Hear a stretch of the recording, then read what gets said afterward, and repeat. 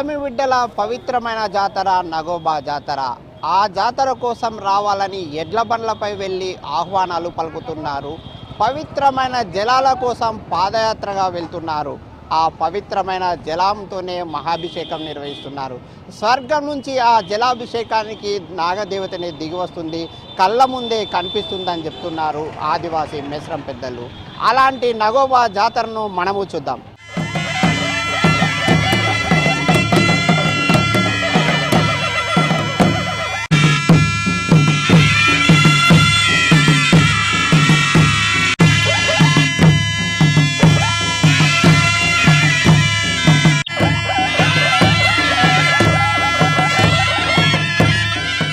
అమావాస్య చీకట్లను దూరం చేసే దేవత, పున్నమి వెలుగులు నింపే దేవత నగోబా దేవత. మహాభిషేకం నిర్వహిస్తే చాలు పవిత్రమైన దేవుడు స్వర్గం నుంచి భూమికి దిగి వస్తాడంటున్నారు ఆదివాసీ బిడ్డలు. ఈ సందర్భంగా నగోబా దేవత ఎలాంటి మహిమల్ని ప్రదర్శిస్తుంది, ఏ విధమైన రూపాల్ని ప్రదర్శిస్తుంది?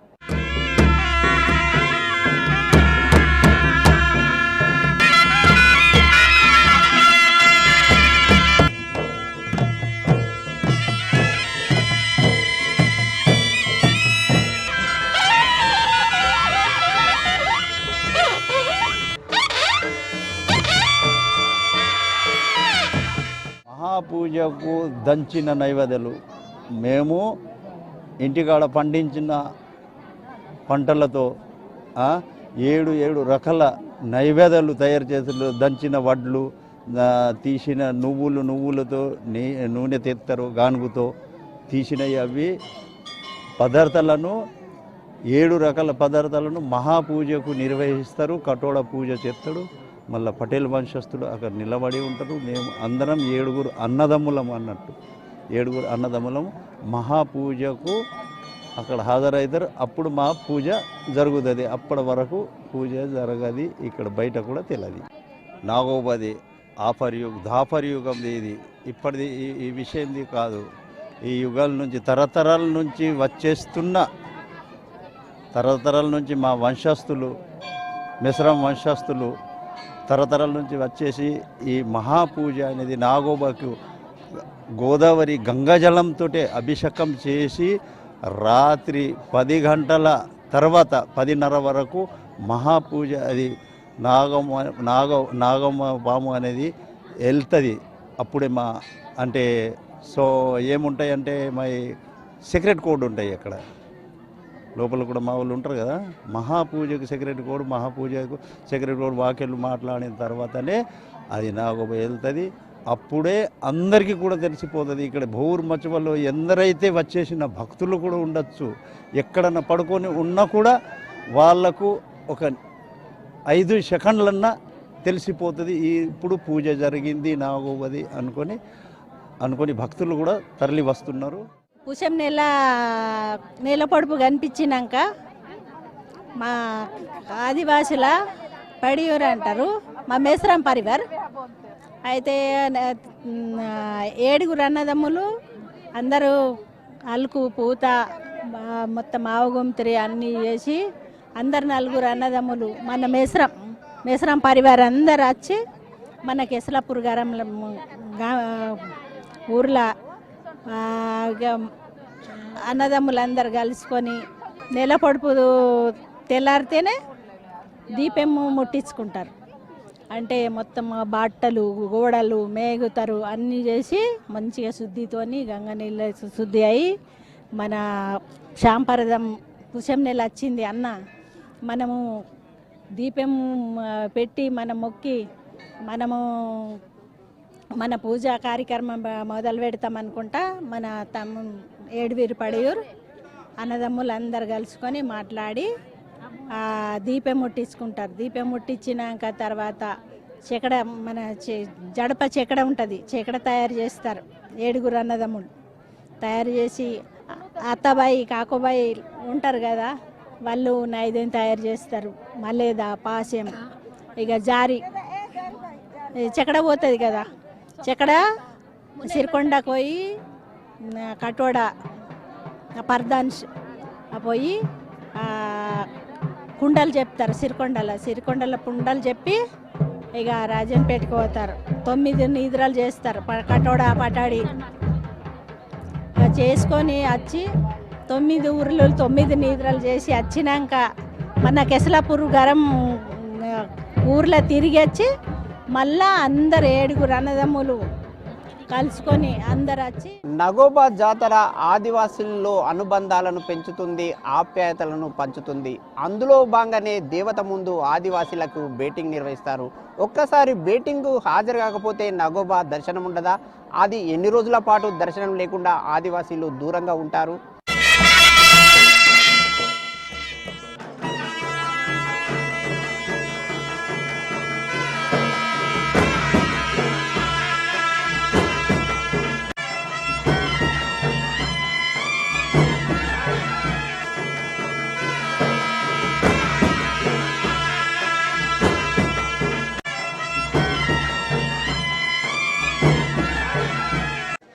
నేను పెళ్ళి అయ్యి నేను 2 సంవత్సరాలు తర్వాత నా భేటీ అయింది.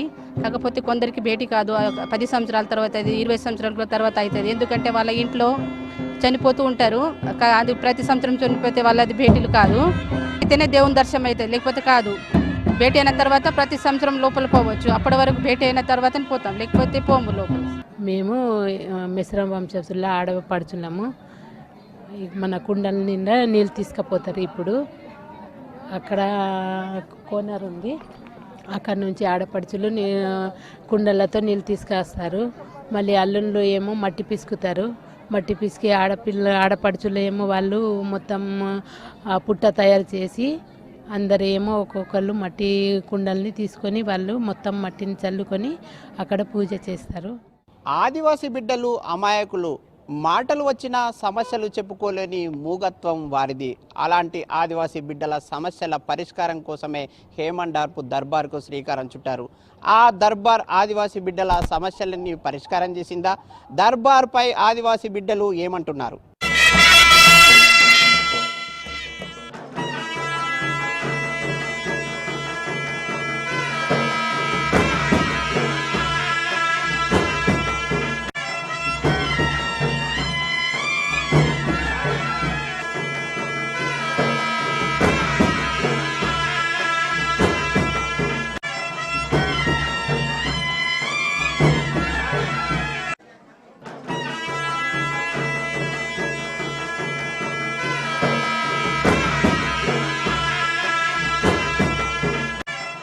కుమ్రం భీము వీరమరణాంతరము ఈ ప్రాంతంలో ఉన్నటువంటి ఆదివాసుల యొక్క స్థితిగతులను అధ్యయనం చేయడానికి ఆస్ట్రియా దేశానికి చెందినటువంటి ప్రొఫెసర్ హైమండార్ఫ్ గారిని అప్పటి నిజాం ప్రభుత్వం నియమించడం అనేటట్టు జరిగింది.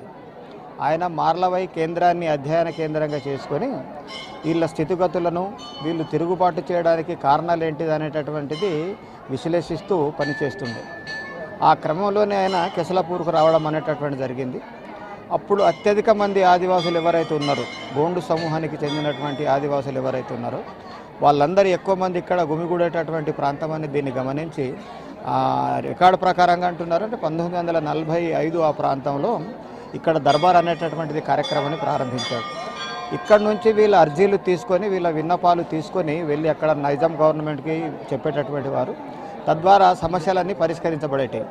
కనుక అప్పటి నుంచి దాదాపు 1945 నుంచి నేటి వరకు కూడా పరంపరంగా దాన్ని కొనసాగించడం అనేటువంటి జరిగింది. ఈ దృక్పథంలోనే ఇక్కడ నాగోబా దర్బార్ అనేటువంటి ఏర్పాటు చేయడం జరిగింది. ఇంతకుముందు ప్రభుత్వం చేసేవాళ్ళు, కానీ ప్రతిసారి మనకు ఇక స్వతంత్రం వచ్చినప్పటి నుంచి ప్రభుత్వ పరంగానే చేయడం అనేటువంటి జరుగుతుంది. ప్రభుత్వంలో ఉన్నటువంటి ప్రజాప్రతినిధులు, మినిస్టర్లు, అధికారులు అందరూ వస్తారు. కొన్ని ఆ లెవెల్లో జరిగేటటువంటి వాటిని పరిష్కారం చేయడం జరుగుతుంది. కొన్ని సుదీర్ఘమైనటువంటి సమస్యలు పరిష్కారం ప్రభుత్వం దృష్టికి వెళ్ళి పరిష్కారం చేయడానికి అధికార యంత్రాంగం పనిచేస్తుంది. మా ఆదివాసులలో గోండు సాంప్రదాయకి చెందినటువంటి దాంట్లో మేము మోస్ట్లీ పండుగలను 2 మార్లు చేస్తాం. ఒకటి పౌర్ణమి అప్పుడు, ఒకటి అమావాస్య అప్పుడు. సో కనుక ఈ మా దేవతలకు సంబంధించినటువంటి పండుగ ఏదైతే ఉన్నదో మా పెరసాపేరు పెద్ద దేవునికి సంబంధించినటువంటిది ఇది మోస్ట్లీ అమావాస్య రోజే చేయడం అనేటటువంటి జరుగుతుంది. మా పెద్దలు అయితే చెప్పినటువంటి మా కెసలాపూర్ నాగోబ దగ్గర లోపల 7 మాత్రమే అలా ఉంటారు. దేవతత్వానికి చెందినటువంటి వాళ్ళు కటోడా పరదాన్ పట్ ఇంకా దానికి సంబంధించినటువంటి వాళ్ళు ఉంటారు. వాళ్ళు మాత్రమే ముందు అక్కడ వెళ్ళి ప్రత్యేకమైనటువంటి పూజ చేస్తారు. పూజ చేసిన తర్వాత బయట వెళ్ళిన తర్వాత సాధారణ జనాలన్నిటి పూజ చేయడానికి అనుమతిస్తారు. 7 రోజుల పాటు అయితే ఈ జాతర జరగడం అనేటటువంటి ఆనవాయితీగా వస్తుంది. ఆయన కొన్ని రోజులు ఇంకా 2-3 డేస్ ఎక్స్టెన్షన్గా జరుగుతుంది. ఎక్కడి నుంచి భక్తులు వస్తారు? ఏ ప్రాంతం? ఈ ప్రాంతానికి దాదాపు మధ్యప్రదేశ్, మహారాష్ట్ర, ఛత్తీస్గఢ్, ఆంధ్ర, ఒరిస్సా ప్రాంతాల నుంచి కూడా అధిక మొత్తంలో జనాలు రావడం అనేటటువంటి జరుగుతుంది. మా కేశలాపూర్ మేసరముల కోడల్ని నేను. మా పరివారం మా పరంపర నడుస్తుంది. మా ఇది సాంప్రదాయము. మా ఇంటి దేవుడు కులదేవత, మా నాగదేవత ఇంటి దేవుడు. పూజకు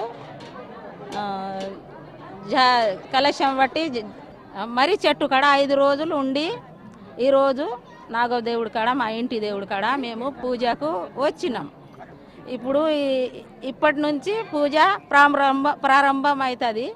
ఇప్పుడు మొత్తానికి మేము ఆడవాళ్ళము, మా ఆడపడుచుడు, మా కోడళ్ళు, మేము అందరు పెద్దలు, మా వాయిదం వాయించలు, మా వాయిదం పరదాన్ కటోడా పాటిల్ ఇట్లా ఉంటారు. మా మొత్తం 7 పనిని బట్టి 7 ఉంటారు. ఆదివాసీల ఆరాధ్య దైవం నగోబా దేవతను దర్శించుకోవడానికి ప్రతి ఏటా లక్షల సంఖ్యలో భక్తులు తరలి వస్తున్నారు. అలాంటి క్షేత్రాన్ని పర్యాటక ప్రాంతంగా తీర్చిదిద్దాలని ఆదివాసీలు సర్కార్ను కోరుతున్నారు. కెమెరామెన్ విఠల్తో అంజయ్య, V6 న్యూస్, ఆదిలాబాద్ జిల్లా.